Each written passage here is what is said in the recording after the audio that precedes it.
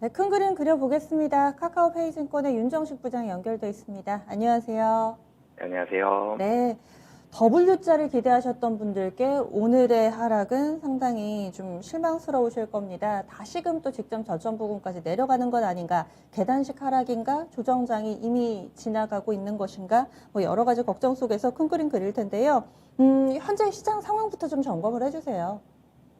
네, 우선 시장이 오늘 좀 실망스럽죠. 이렇게 많이 좀 하락하는 부분들이, 물론 이제 우크라이나 관련 우려감들이 지금 장중에 다시 나오고, 그러면서 미국 선물 빠지고, 중국 빠지고, 일본 빠지고, 이제 한국도 하락을 하는 이런 모습들이 나오고 있습니다. 대외 변수의 영향이라고는 하지만, 오늘 시장이 사실은 좀 많이 속상한 그런 부분들이 있습니다. 박스권 움직임을 예상을 했지만 박스권에서도 그래서 상단을 조금 더 높여갈 수 있지 않을까. 이제 분위기가 점차적으로 좀 좋아지고 있는데 괜찮아지지 않을까 이런 기대를 했었는데 오늘 좀 하락을 하는 모습을 보여주고 있습니다. 전체적으로는 2월 들어서는 좀 횡보하는 모습 나오고 있죠. 연초에는 증시가 하락을 했습니다. 이 하락하던 증시가 2월 들어서는 소폭 반등을 했다가 얇은 박스권 만들면서 이 횡보하는 이런 모습들을 보여주고 있는데요. 연초에서는 한 5에서 10% 하락을 했었고요. 이 금리 인상 우려감이 한번 나왔었고, 그리고 러시아와 우크라이나 우려감이 있었고, 그리고 금리 인상 우려감 나올 때 인플레이션 얘기 같이 나왔고요. 이런 우려감들이 좀 한꺼번에 작용하면서 투자 심리를 좀 악화시키는 이런 모습들을 보여줬는데요. 여기에다가 실질적으로 펀더멘털 상으로는 낮아지는 이익 증가율 그리고 이익 전망치에 대한 하향 우려까지 작용을 하면서 그럼 전체적으로는 적정 밸류가 어디냐 이런 얘기들이 좀 많이 나오고 있는 그런 상황입니다. 작년 이후에 국가별로 이익 전망치가 대체적으로 하향이 됐고요. 그리고 PER에 대한 하향이 속도만 다를 뿐 전체적으로는 공통적으로 진행이 되고 있습니다. 한국 같은 경우 보더라도 작년 8월 이후에 본다라면 2022년 이익 전망치가 약 한 7% 정도 하향되는 모습이 나오고 있는데 글로벌 대비해서는 좀 빠르게 하향되고 있는 모습입니다. 이런 부분들이 국내 증시도 좀 빠르게 떨어지는 이유로 작용하는 이유 중에 하나로 좀 작용을 하고 있고요. PER 같은 경우도 보더라도 21년 초 정도에는 사실은 15배까지 올라갔었습니다. 근데 최근에는 10배 초반 정도까지 주요국 중에서는 좀 가장 빠른 속도로 좀 하락을 하고 있고요. 이런 부분들이 이 국내 시장을 좀 더 어렵게 개인 투자자분들이 좀 더 대응하기 힘든 그런 가장 주요한 요인으로 작용을 하는 그런 모습들 보여주고 있고요. 우리나라가 사실은 유독 좀 다른 나라들에 비해서 좀 빨리 떨어지는 그런 모습들이 나왔었고 4분기 실적 시즌 같은 경우 본다라면 신흥국 중심으로는 하향 종목 수가 상향 종목 수보다 많았습니다. 근데 이런 부분들이 국내에도 같이 작용을 했지만 국내 증시 자체는 지수가 좀 더 빠르게 떨어지는 모습이 나왔었고요. 근데 사실은 코로나 초기에 2020년도 3월 달에 주가가 많이 하락을 했다가 올라갈 때는 우리나라에 있는 이 코스닥, 코스피가 가장 빠른 속도로 또 올라오는 부분들도 있었기 때문에 이런 부분들에 대한 어느 정도의 정상화 과정이긴 하지만 좀 빨리 떨어지고 있는 주가가 좀 빠른 속도로 하락한 이런 모습은 국내 시장의 가장 큰 특징으로 작용했다라고 보시면 되겠습니다. 네, 지금 화면으로 그래프가 하나 나갔는데요. 거기에서 진한 파란색이 우리나라 증시죠. 확실히 상승할 때도 하락할 때도 이 다른 선들 대비로 각도가 좀 이게 가파르다라는 느낌을 받습니다. 상승, 하락 모두 다 조금은 좀 격하게 나오고 있는 우리 증시라는 말씀이신 건데 차트상으로 봤을 때도 올해 들어서 안 좋아진 게 아니라 지난해 하반기부터 계속해서 좀 밀려 내려오고 있잖아요. 지난해 하반기에는 또 워낙에 대형 IPO들이 많았기 때문에 이 부분이 시장 교란을 했다라는 분석들도 많았었는데 그 영향은 어느 정도로 좀 반영이 된 건지 아니면 현재까지도 여기에 좀 영향을 받고 있다고 보시는지 앞으로도 IPO에 대한 얘기들은 계속 나오더라고요. 물적 분할하면서 눈치 봐가면서 상장을 시킬 거다 말 거다. 이 부분이 증시에 미치는 영향도 봐주세요. 이 사실은 20년도 하반기부터 이런 대형 IPO가 상당히 좀 많이 몰렸었고 21년도가 IPO의 거의 최전성기를 의 모습을 보여줬습니다. IPO하는 종목도 굉장히 큰 대형주들이 많았었고요. 이런 종목들이 상장하면서 자금이 많이 쏠리는 이런 모습들이 나타났죠. 그러면서 국내 주식도 많이 흔들리는 모습이 나타났었고 최근에는 LG에너지솔루션이 대표적으로 이런 모습들을 보여줬었죠.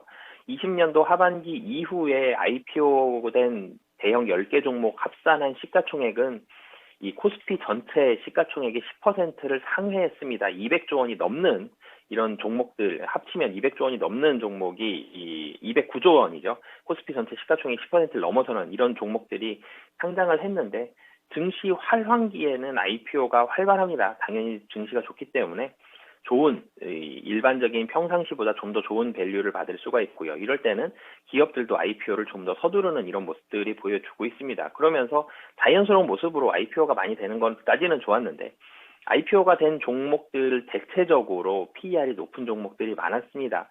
뭐 대표적으로 카카오 관련한 종목들, 카카오페이도 그랬고요. LG 에너지 솔루션이 뭐 가장 대표적으로 퍼가 굉장히 좀 높죠. 퍼가 한 100배 정도 수준에 있는 이런 종목들인데 그러다 보니까 PER이 전체적으로는 좀 올라가는 이런 모습들이 나타났습니다. PER이 올라갔다는 부분들은 밸류에이션이 그러니까 이익 대비해서 주가가 한마디로 좀 많이 올랐다 이런 얘기인데 사실은 IPO 종목들이 PER이 높은 종목이 들어오다 보니까 이게 좀 희석되는 효과가 있죠. 그러면서 전체적으로 상향시키는 모습들이 있었습니다. 대형 10개 종목, 20년도 하반기 이후에 상장됐던 대형 10개 종목들의 퍼가 대부분 50배에서 100배 정도에서 움직이고 있었거든요. 지금 국내 증시의 퍼가 10배 정도에서 움직이고 있다는 점들을 본다라면 이 시가총액 10%에 해당하는 종목들이 50배에서 100배짜리가 들어왔다. 그러니까 전체적으로 퍼를 좀 높여주는 이런 이 좀 착시 효과 같은 이런 모습들이 좀 나타나는 모습이 있었고요. LG 에너지 솔루션만 놓고 보더라도 이 한 종목이 상장하면서 퍼가 코스피 전체의 퍼가 0.4배 이상이 상향되는 그런 효과를 낳았습니다. LG 에너지 솔루션 퍼가 120배 정도 되거든요. 그렇기 때문에 시가총액은 100조가 넘었고요. 이런 부분들이 전체적으로 상향시켜주는 모습이 있었는데요. 그러면 최근에 IPO된 10개 종목을 제외하고 본다면 퍼가 10배가 안 됩니다. 9.4배 정도의 수준이거든요. 물론 IPO가 된 종목이 코스피에 있어서 시가총액도 많이 차지하고 있고요. 그리고 이 종목을 제외하면서 사실 코스피를 따진다는 거는 이 논리상 좀 맞지 않는 부분들도 있지만 이거는 순간적으로 좀 단기적으로 갑자기 반영된 부분들이 있기 때문에 이런 부분들은 어느 정도는 좀 반영이 되어야 된다라고 생각이 들고요. 그렇기 때문에 이 부분을 제외하면 9.4배 수준 같이 하더라도 11배가 채 되지가 않습니다. 이런 부분들 본다라면 전체적으로는 밸류에이션에 대한 부담감은 이 반영이 사실은 이미 다 됐다라고 보여지고 지금 자리 정도라면은 주가가 완만하게 상승하면서 밸류에이션을 조금 더 높이는 자리 정도까지는 충분히 가능한 자리다라고 보여집니다. 그러면은 투자 전략을 어떻게 세울까요? 네, 우선은 이익 추정치랑 퍼의 방향성들이 있습니다. 퍼의 방향에 따라서 뭐 여러 가지 이 정상화 과정들이 필요한데요. 21년도만 본다라면은 과도한 낙관론이 좀 반영이 됐습니다. 그러면서 퍼가 좀 안 좋아지는 모습들이 있었는데 22년도는 이익 전망치도 하향이 됐고요. 주가도 떨어졌습니다. 근데 퍼가 완만하게는 조금은 더 좀 전에 말씀드렸듯이 올라갈 가능성이 높은 상황이거든요. 다시 말씀드리자라면은 지수가 추세적으로 많이 올라갈 수는 없지만 얇은 박스권을 좀 형성하면서 조금씩 올라가는 모습은 조금 올라가는 모습. 그러니까 박스권 상단이 2,900은 힘들고요. 2,800에서 850 정도가 형성이 될 가능성이 높습니다. 최근에는 러시아 우크라이나 사태로 인해서 좀 떨어져 있는 모습이 있지만 분명히 이 부분이 해소가 되고 3월에 FOMC에서 금리 인상을 한 이후에는 시장은 지금보다는 훨씬 좋은 모습이 나타날 가능성이 높거든요. 그렇기 때문에 얇은 박스권이 좀 지금보다는 조금 올라가 있는 얇은 박스권에 있는 안정적인 모습이 예상이 된다라고 보시면 되겠습니다. 투자 전략도 좀 같이 말씀을 드리자라면 오늘은 좀 실적과 그리고 밸류에이션에 좀 집중을 해서 말씀을 드리고 싶은데요. 실적 같은 경우는 뭐 이 시간에도 많이 말씀을 드렸던 것 같습니다.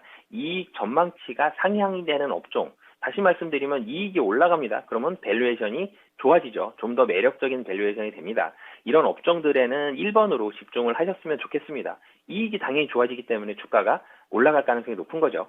그렇기 때문에 금리 인상 수혜에서는 금융, 대표적으로 은행주들 많이 말씀을 드렸었고 그리고 리오프닝 관련한 종목들, 항공이라든지 엔터라든지 레저, 엔터주들이 사실 4분기 실적에 대한 실망스러운 실적이 나올 수도 있다는 우려감들이 있었는데 하이브 중심으로 해서 실적도 잘 나왔고요. 그리고 다른 리오프닝 관련해서는 주가가 좀 덜 오른 부분이 있었습니다. 여기에다가 뭐 카지노라든지 레저라든지 이런 종목들도 이 실적 추정치가 당연히 올라갈 거기 때문에 집중을 해보셨으면 좋겠고요. 그리고 오늘 말씀드렸던 이 밸류에이션 대비해서는 이익 전망치 하향보다 이 PER에 대한 하향이 좀 더 심화가 된 종목. 그러니까 한마디로 말씀드리면 이익 떨어지는 속도보다 주가가 더 많이 떨어졌다는 얘기거든요.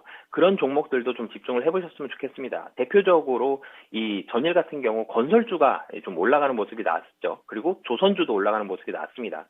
두 종목이 실적이 21년도 대비해서 22년도가 좋아지는 거는 물음표가 매우 많죠. 특히 건설주 같은 경우는 사실은 올라갈 가능성이 아직은 굉장히 많은 물음표를 가지고 있는 종목임에도 불구하고 올라간 부분은 가격이 좀 쌌기 때문에 올라갔거든요. 이런 모습들이 우크라이나와 러시아 사태가 해결이 되면 어느 정도는 나타날 가능성이 있습니다. 그래서 그때를 대비해서 좀 보셨으면 좋겠는데, 추가 감익을 가정한다고 하더라도 PER 매력이 높은 이런 종목들, 뭐 대표적으로 밸류에이션이 높았던 소프트웨어 업종들 중에서 뭐 NC소프트라든지 카카오라든지 삼성 SDS 이런 종목들도 밸류에이션이 높지만 주가가 더 많이 떨어졌거든요. 그리고 2차 전지 관련한 종목인 뭐 삼성 SDI도 실적이 좋아지고 있는데 주가가 뭐 실망스러운 매물과 뭐 에너지 솔루션 영향으로 좀 많이 떨어졌습니다. 근데 이런 종목들에도 좀 집중을 해보시면 단기적으로 뭐 분명히 이 추가 상승에 대한 가능성은 현저히 좀 높기 때문에 이 PER 매력이 높은 유망주에 대해서는 러시아 우크라이나 사태가 좀 잠잠해졌을 때는 분명히 추가 상승 가능성이 높습니다. 이때 이런 종목들도 주목을 해보시면 좋을 것 같습니다. 네, 투자 전략까지 좀 이야기를 해주시네요. 결국에는 실적 대비 과도하게 빠진 종목은 지금쯤은 좀 봐도 괜찮지 않을까라는 얘기해 주신 건데요. 오늘장 큰 그림 마지막으로 그려주세요. 네, 지난주 이 시간에 제가 확실한 매력이 필요하다라고 말씀을 드렸는데, 오늘 이 시간에는 확실한 매력 중에서 가격에 대한 매력이 높아지는 이 가격을 주목을 해서 보시면 좋을 것 같다라는 말씀 드리겠습니다. 네, 알겠습니다. 고맙습니다.